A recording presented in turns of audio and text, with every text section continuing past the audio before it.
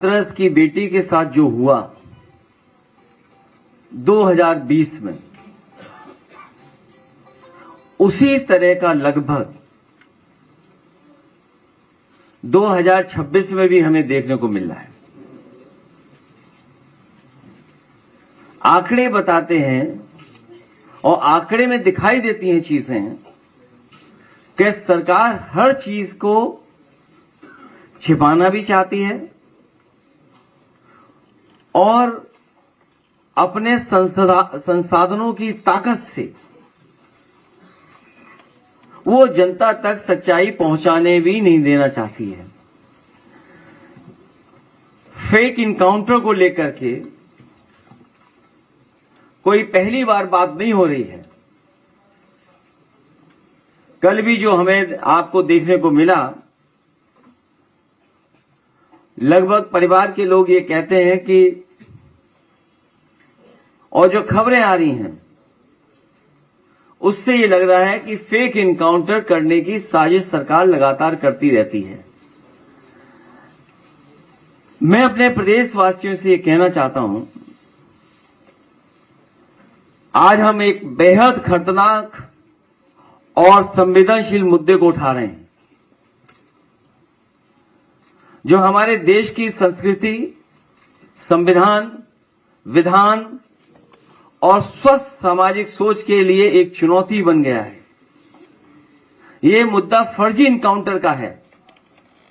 एक इनकाउंटर को सामान्य रूप से मुठभेड़ कहते हैं। जिस देश की सदियों पुरानी संस्कृति में मुठभेड़ की जगह मेलजोल की बात की हो और पूरी वसुधा को कुटुंब माना हो, वहां ऐसी हिंसक और आपराधिक गतिविधियों के लिए तब तक कोई जगह नहीं हो सकती जब तक कोई इसका जानबूझ करके अपने स्वार्थ के लिए दुरुपयोग न करे। फर्जी इनकाउंटर के माध्यम से मेंटल सॉफ्टवेयर को सेट किया जाता है, लेकिन अपडेट या अपग्रेड नहीं किया जाता, बल्कि आउटडेटेड, डाउनग्रेडेड बनाया जाता है। मैं ये बात दोबारा कहता हूं कि फर्जी इनकाउंटर के माध्यम से मेंटल सॉफ्टवेयर को सेट किया जाता है, लेकिन अपडेट या अपग्रेड नहीं किया जाता, बल्कि आउटडेटेड, डाउनग्रेडेड बनाया जाता है। इससे मानस में हिंसा को भरा जाता है, हत्या को जायज ठहराया जाता है और जंगल के जमाने की उस रूढ़िवादी मानसिकता को वापस लाया जाता है, जो कहती है कि शक्ति ही अधिकार है, मतलब माइट इज राइट। कभी एक समय पर इस बात को कहा जाता था कि शक्ति ही अधिकार है, माइट इज राइट, जबकि लोकतंत्र में कहा जाता है, कहते हैं कि राइट इज माइट। इसी कारण फर्जी इनकाउंटर लोकतांत्रिक व्यवस्था के विरुद्ध एक बहुत बड़ा षड्यंत्र है, जो संविधान में दिए गए न्याय के राज और सामाजिक न्याय के राज को भी सिरे से नकारता है। फर्जी इनकाउंटर का 1.10वें हिस्से, मतलब 0.1% लोगों को मिली अपनी सरकारी शक्ति का आपराधिक इस्तेमाल करना है। जो सरकार में लोग हैं, जिस तरीके से इस्तेमाल कर रहे हैं अपनी ताकत का, वो कई घटनाओं में हमें आपको देखने को मिलता है। फर्जी इनकाउंटर करने वाले सरकार नहीं, गुनहगार हैं। जिस इनकाउंटर के पीछे चले मर्जी, समझो वो है फर्जी। सच्चाई तो यह है कि मर्जी के हिसाब से फर्जी इनकाउंटर हो रहा है। उत्तर प्रदेश में इनकाउंटर वर्चस्व की धाक जमाने के लिए किए जाते हैं। अपनी धाक बनी रहे, धाक से लोग डरें, इसलिए उत्तर प्रदेश में इनकाउंटर किए जा रहे हैं।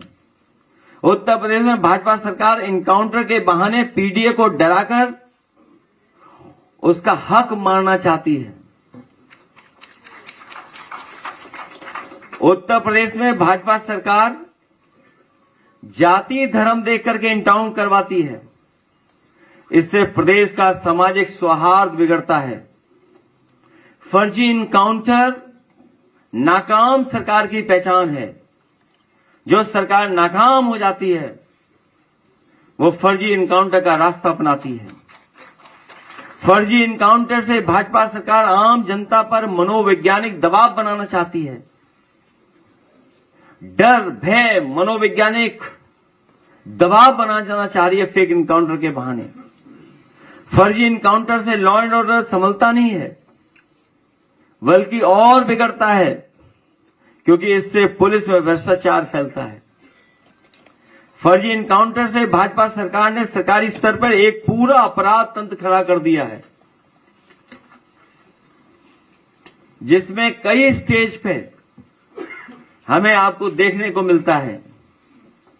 फर्जी इनकाउंटर को सही साबित करने के लिए कुछ भ्रष्ट वकील मनगढ़ंत कनपुरिया किस्सा बताते हैं और फिर वो अधिकारियों और सरकार को ही ब्लैकमेल करते हैं।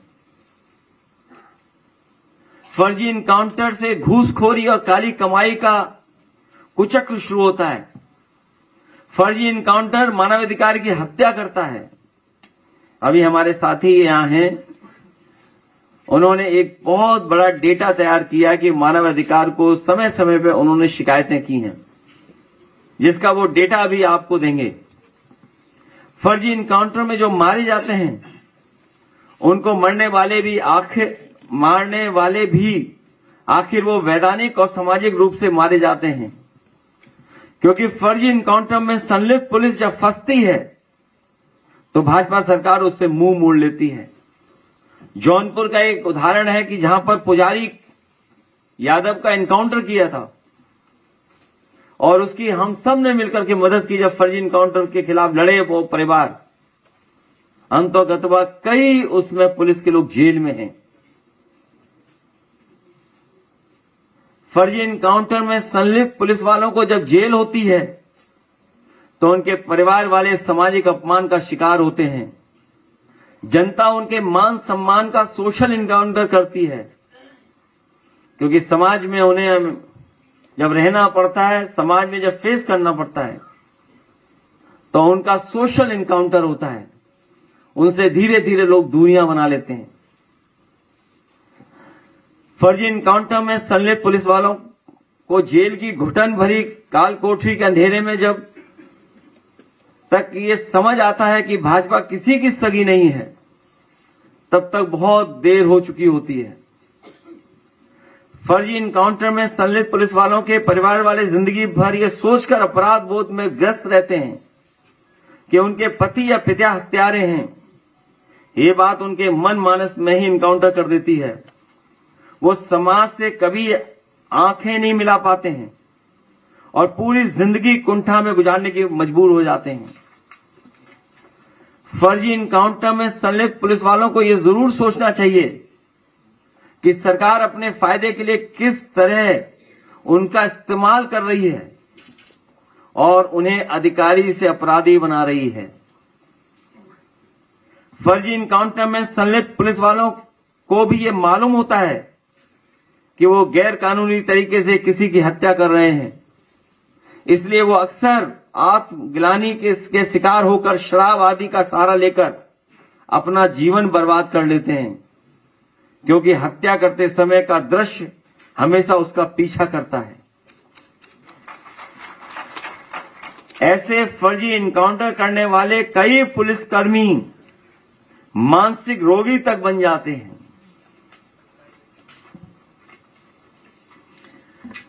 फर्जी इनकाउंटर में संलिप्त पुलिस वाले दूसरे को तो एक पल में मार देते हैं, लेकिन खुद सारी जिंदगी तिल तिल करके मरते हैं। फर्जी इनकाउंटर के डर से प्रदेश में निवेश नहीं आता है। भाजपा राज में ऐसे कई उदाहरण हैं जब पुलिस ने व्यापारियों से फर्जी इनकाउंटर कर डर दिखा करके पैसे वसूले हैं या उनको होटल के कमरों में मार दिया है। यही नहीं, इनकाउंटर का डर दिखा करके कई अधिकारियों ने महिलाओं के साथ गलत काम किया है। कासगंज का एक उदाहरण है जहां पर एक अधिकारियों ने उसके पति का फर्जी इनकाउंटर और झूठे मुकदमे में जेल भेजने के डरा करके उस महिला के साथ बहुत कुछ गलत काम किया। यहां तक कि उस महिला उसके पति को पुलिस के अधिकारियों के माध्यम से और लखनऊ में बैठे बड़े अधिकारियों के माध्यम से डराया धमकाया गया, जान लेने की धमकी दी गई, कई बार उस पर अटैक हुआ। लेकिन मैं बहादुर महिला को बधाई देता हूं कि उसने परवाह नहीं की। उसके पति को भी बधाई देते हैं कि वो झुके नहीं सरकार के सामने और अंतोगतवा वो जेल गए। वो अधिकारी आज भी जेल में है। वो फर्जी इनकाउंटर के डर से प्रदेश में निवेश नहीं आता है, मैं बता चुका हूं। फर्जी इनकाउंटर से प्रदेश की साफ सुथरी छवि धूमिल होती है, लोगों के अंदर डर पैदा होता है। फर्जी इनकाउंटर से भाजपा सरकार अपने भ्रष्टाचार पर पर्दा डालती है, क्योंकि जब कभी भी कोई खतरा नजर आता है सरकार पर या फिर सरकार क्रिमिनल हो जाती है या सरकार फर्जी इनकाउंटर का सहारा लेती है। फर्जी इनकाउंटर भाजपा सरकार की नाइंसाफी, जुल्म और जाति का सबसे घिनौना रूप है। फर्जी इनकाउंटर के जरिए भाजपा सरकार सियासी साजिश करती है, लोगों को डराती है, धमकाती है, चुनाव तक में डर का सहारा लेती है। भाजपा सरकार के फर्जी इनकाउंटर का एक बेहद निंदनीय पहलू यह भी है कि भाजपा सरकार इससे अपने समर्थकों को खुश करती है, लेकिन साथ ही अपने समर्थकों को वो मानसिक रूप से हिंसक भी बनाती है और नफरत के जहर से भरकर उनका मानसिक शोषण अपनी राजनीतिक सत्ता बनाए रखने के लिए करती है। भाजपा अपनों को ही डसती है। पक्षपाती फर्जी इनकाउंटर का एक बहुत बुरा असर यह भी होता है, लोगों का कानून के ऊपर से विश्वास उठ जाता है और बेकसूर लोग अत्याचार होने पर कानून की शरण में न जाकर के न्याय में विश्वास खो देते हैं। जनता का कानून में विश्वास होना किसी भी लोकतंत्र की कामयाबी की बुनियादी शर्त होती है। जाति आधारित फर्जी इनकाउंटर सामाजिक न्याय के राज को खारिज करता है। पक्षपाती फर्जी इनकाउंटर पूरी तरीके से संविधान विरोधी क्रिमिनल एक्ट है।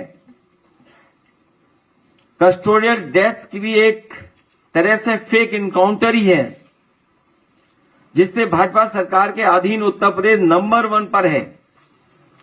ये भाजपा राज की बेहद शर्मिंदा करने वाली करतूतों का नतीजा है, जो बेहद चिंतनीय भी है और निंदनीय भी है।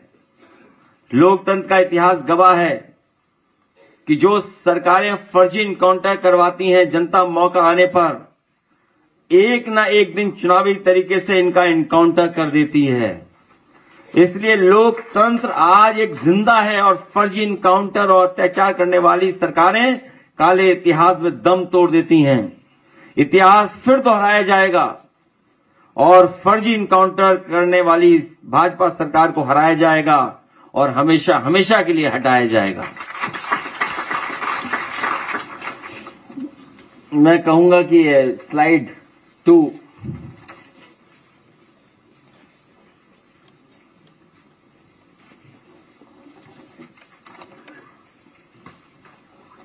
ये मैंने तारीख भी लिखी है। ये ग्राफ कब का है? 2024 का। और मैंने सवाल पूछा था कि यूपी में फर्जी पुलिस इनकाउंटर का निशाना कौन बन रहा है। ये ग्राफ बता रहा है कि फर्जी इनकाउंटर का निशाना किसको बनाया जा रहा है। पीडीए पे सबसे ज्यादा, अदर्स में भी क्योंकि वो गोलमाल कर रहे हैं वो भी पीडीए ही है, और जो डेटा नहीं दे रहे हैं वो भी 42% है। तो आखिर सरकार किसके लिए डेटा छिपा रही है, किसके लिए नाम छिपा रही है। ये 2024 में पूछा था ग्राफ डाल करके।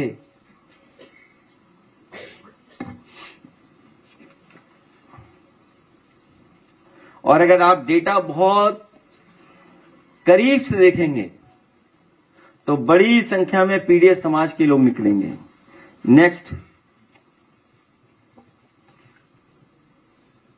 मैंने 2024 में ये बात पूछी थी,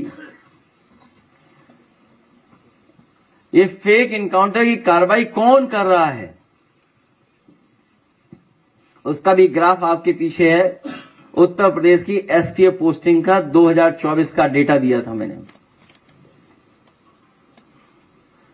पीडीए की फेक इनकाउंटर हो रहा है, करने वाले कौन हैं वो भी ग्राफ आपके पीछे है। नेक्स्ट,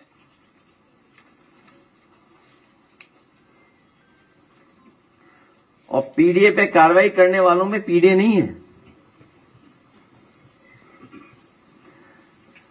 2025 में पूछा था कि बुलडोजर पीडीए पर ही क्यों चल रहा है, बुलडोजर किसी और पे क्यों नहीं चल रहा है। एक आध एक्सेप्शनल है, विजय मिश्रा जी, विजय मिश्रा, उनके परिवार पर अभी कोई साथी आया था।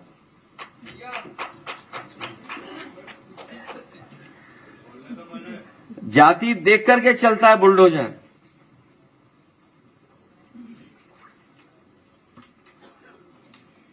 नेक्स्ट,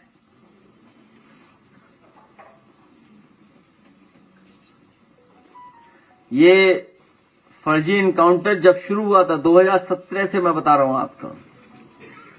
आप ये लिस्ट देखिए किस वर्ग के ये सभी नाम हैं। ये नाम नहीं है,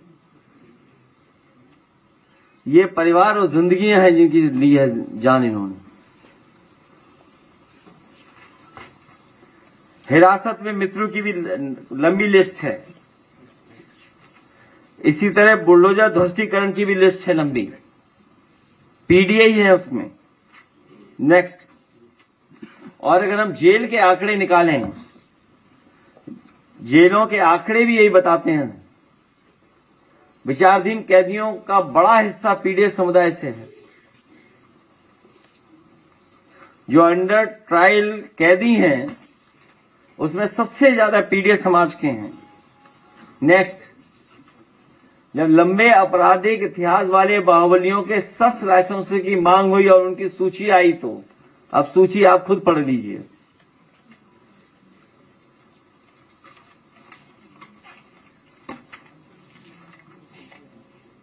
सूची तो पढ़ ली होगी या किसे पढ़वाएं सूची? अध्यय जी पढ़ देंगे सूची बाद में, अभी नहीं अध्यय जी बाद में पढ़ देना। नेक्स्ट, और रहा बचा यहां है सब मीडिया सत्ता और संस्थाओं में प्रतिनिधित्व आसमान है।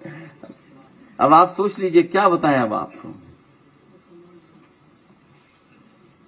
अगर ये डेटा भी झूठ है तो आप बताइए, आप सब लोग बैठे हैं यहां पर, अगर ये डेटा झूठा हो तो आप बता दो हमें। ये डेटा तो झूठा नहीं है ना। हिंदी समाज चैनलों में पीडीए संपादक और मालिक,